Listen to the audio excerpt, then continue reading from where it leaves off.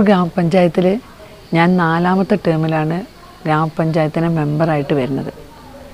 2021 ജനുവരി മാസം നടന്ന ഇലക്ഷനിൽ, കാരണം മാവൂർ പഞ്ചായത്തിലേക്ക് ഞാൻ 4ാം ടേമിലേക്ക് മത്സരിക്കാനില്ല എന്ന് പറഞ്ഞ് ഞാൻ മാറി നിന്നതായിരുന്നു.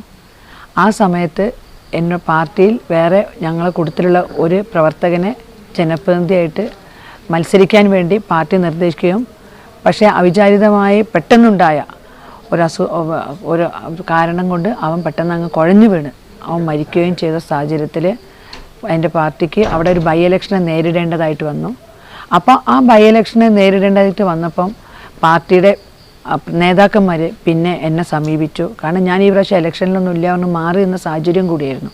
അപ്പോൾ അവരെന്നോട് ആവശ്യപ്പെട്ടു, പാർട്ടി ഒരു പ്രതിസന്ധി ഘട്ടത്തിലാണ്, നിർബന്ധമായിട്ടും നിങ്ങൾ ഈ പ്രാവശ്യം ബൈ ഇലക്ഷനിൽ നിങ്ങൾ മത്സരിക്കണമെന്ന് എന്നോട് ആവശ്യപ്പെട്ടു. അങ്ങനെ പാർട്ടിയുടെ നിർബന്ധം മൂലമാണ് ഞാൻ ഈ 4ാം ടേമിൽ മത്സരിക്കാൻ വേണ്ടി ഗോദയിലേക്ക് ഇറങ്ങിയത്. അപ്പോൾ ആ സമയത്ത് പാർട്ടി എന്നോട്, എൻ്റെ വാർഡിലെ ജനങ്ങൾ എന്നോട് പറഞ്ഞു, ഞാൻ ഇനി 4ാം ടേമിലേക്ക് മത്സരിക്കുമ്പോൾ അവർ വോട്ട് പിടിക്കാൻ വേണ്ടി വീടുകളിൽ കയറുമ്പോൾ ഞാൻ മാവൂർ ഗ്രാമപഞ്ചായത്തിൻ്റെ പ്രസിഡന്റ് സ്ഥാനാർത്ഥിയാണ് എന്ന് പറഞ്ഞുകൊണ്ട് മാത്രമേ അവർക്ക് വോട്ട് പിടിക്കാൻ പറ്റുള്ളൂ എന്ന്.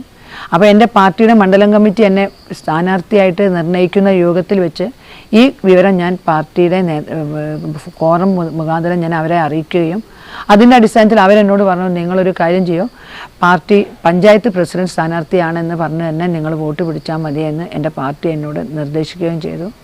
അങ്ങനെയാണ് ഞാൻ ഇലക്ഷൻ്റെ ഗോദയിലേക്ക് വന്ന് മുന്നോട്ട് പോകുന്നത്.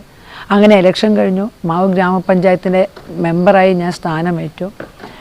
അങ്ങനെ സെപ്റ്റംബർ മാസത്തിൽ 1.5 വർഷം മുസ്ലിം ലീഗിനും 1 വർഷം 2 മാസം RMPക്കും കൊടുത്ത് ബാക്കിയുള്ള 2.5 വർഷക്കാലമാണ് കോൺഗ്രസ്സിന് വേണ്ടി പ്രസിഡന്റിന് വേണ്ടി നീക്കി വെച്ചിട്ടുണ്ടായിരുന്നത്. അങ്ങനെ ഞങ്ങളെ കോൺഗ്രസിൻ്റെ ജില്ലാ പ്രസിഡന്റ് കോൺഗ്രസിൻ്റെ എല്ലാ ജനപ്രതിനിധികളെയും കോഴിക്കോട് ജില്ലാ കമ്മിറ്റി ഓഫീസിലേക്ക് വിളിക്കുകയും അവിടെ വെച്ച് ജില്ലാ പ്രസിഡന്റ് ഞങ്ങളോട് എന്നെ മാവൂർ ഗ്രാമപഞ്ചായത്തിൻ്റെ പ്രസിഡൻ്റായി അവിടെ പ്രഖ്യാപിക്കുകയും ചെയ്തു.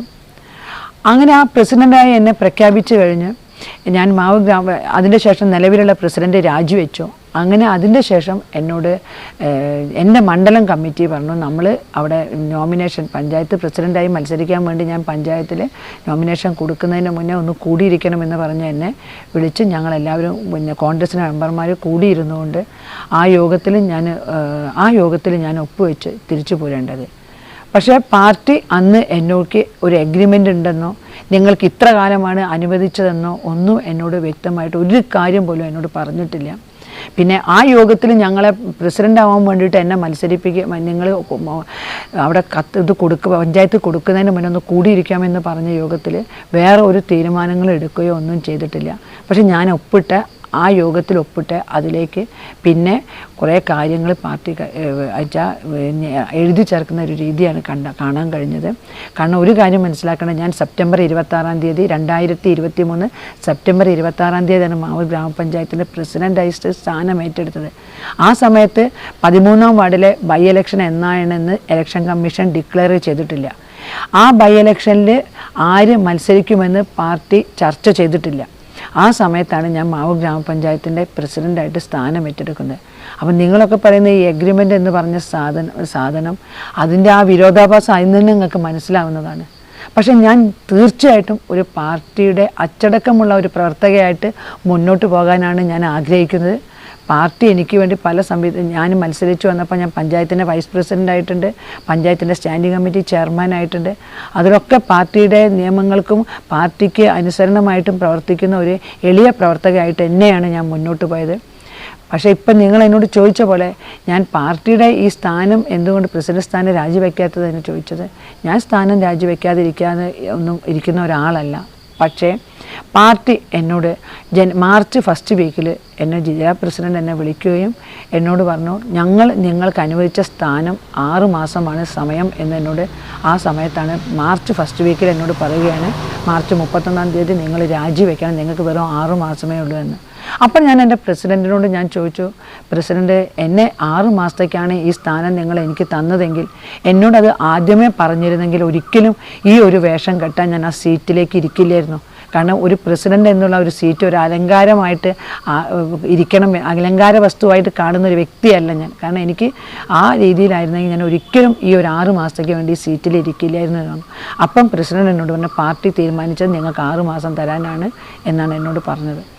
അങ്ങനെ ഞാൻ അവിടുന്ന് പോന്ന് മാർച്ച് 31 ഇലക്ഷൻ്റെ പാർലമെൻറ്റ് ഇലക്ഷൻ നടക്കുകയായിരുന്നു. ആ സമയത്ത് പിന്നെ പാർട്ടി പിന്നെ ഒന്നും പറഞ്ഞിട്ടില്ല. പക്ഷേ ഈ മെയ് മാസം 27-ാം തീയതി, കാരണം പാർട്ടി ഞങ്ങളെ മണ്ഡലം എക്സിക്യൂട്ടീവ് കമ്മിറ്റി വിളിച്ച് ജില്ലാ കമ്മിറ്റി നിർദ്ദേശിച്ച 2 നിരീക്ഷകന്മാർ അവിടെ വരികയുണ്ടായി.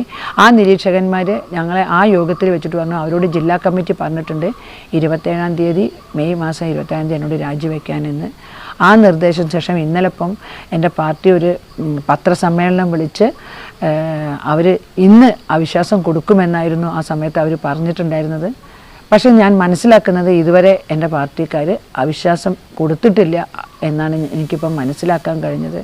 പക്ഷെ ഒരു കാര്യം എനിക്ക് പറയാനുള്ളത്, ഞാൻ മാവൂർ ഗ്രാമപഞ്ചായത്തിൽ ജനപ്രതിനിധിയായിട്ട് 19 വർഷമായി ഞാൻ തുടർച്ചയായിട്ട് മാവൂർ പഞ്ചായത്തിൻ്റെ ജനപ്രതിനിധിയായിട്ട് തുടരുന്നു.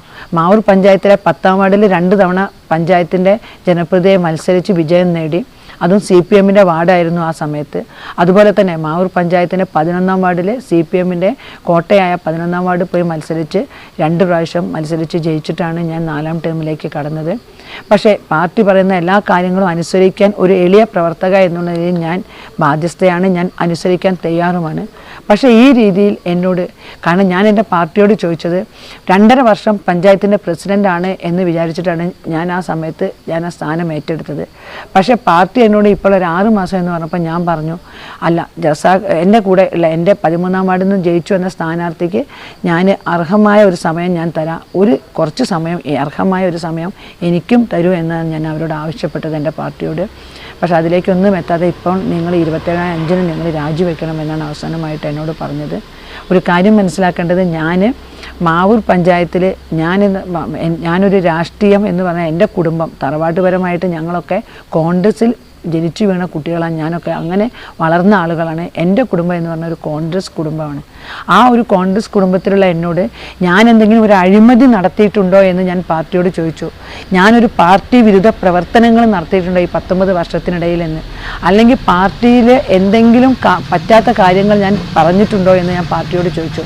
പിന്നെ എന്നെ 6.5 മാസം 7 മാസമായിട്ട് പഞ്ചായത്തിൻ്റെ പ്രസിഡൻ്റായി തിരഞ്ഞെടുത്തതുകൊണ്ട് എനിക്ക് അവിടെ പ്രവർത്തിക്കാൻ കഴിഞ്ഞിട്ടില്ല എന്ന് പാർട്ടിക്ക് ബോധ്യമുണ്ടോ എന്ന് ഞാൻ ചോദിച്ചു. അപ്പോൾ അതിനൊന്നും വ്യക്തമായൊരു ഉത്തരമില്ലാതെ പാർട്ടി തീരുമാനമാണെന്നാണ് എനിക്കറിയാൻ കഴിഞ്ഞത്. അതുകൊണ്ടാണ് എനിക്ക് ഈ രീതിയിൽ മുന്നോട്ട് പോകേണ്ടി വന്നത്. പാർട്ടി ഇന്നലെ പത്രസമ്മേളനത്തിൽ പറഞ്ഞത് അവിശ്വാസം കൊണ്ടുവരുമെന്നാണ്. പാർട്ടി അവിശ്വാസം കൊണ്ടുവരുമ്പോൾ അതിനെ നേരിടാൻ തന്നെയാണ് എൻ്റെ തീരുമാനം.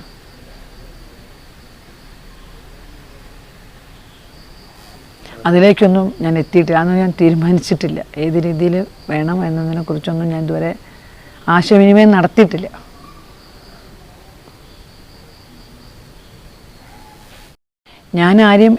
ഞാൻ പാർട്ടിയുടെ കൂടെയുള്ള ആളുകളുടെ ഏകോപിപ്പിക്കാൻ എനിക്ക് അറിയില്ല എന്ന് പറഞ്ഞൊരു പുതിയൊരു ആരോപണമാണ് എനിക്ക് നേരെ party തൊടുത്തു വിട്ടിരിക്കുന്നത്.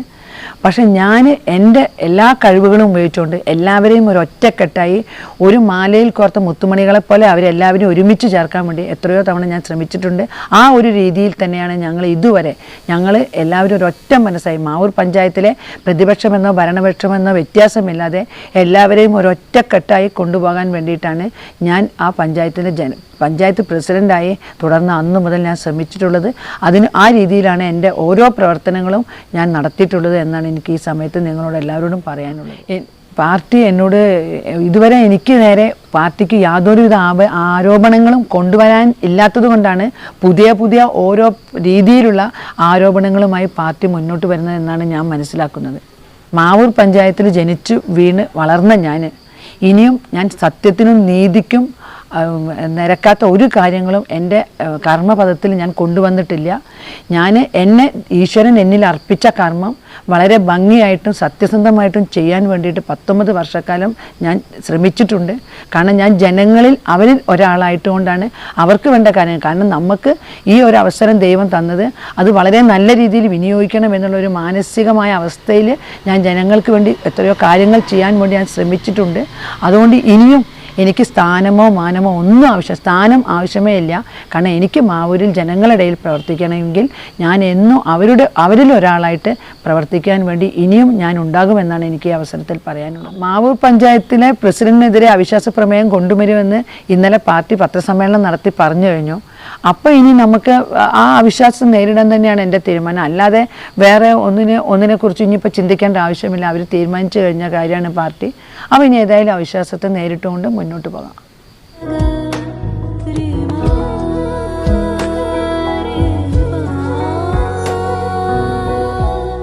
ഖഡോഡി golden diamonds, Mavoor, Poovattuparamba. കൂടുതൽ വാർത്തകൾ ലഭിക്കാൻ sport media YouTube channel subscribe ചെയ്യുക. വാട്സാപ്പിൽ ലഭിക്കാൻ സ്പോർട് മീഡിയ ഗ്രൂപ്പിൽ ജോയിൻ ചെയ്യുക.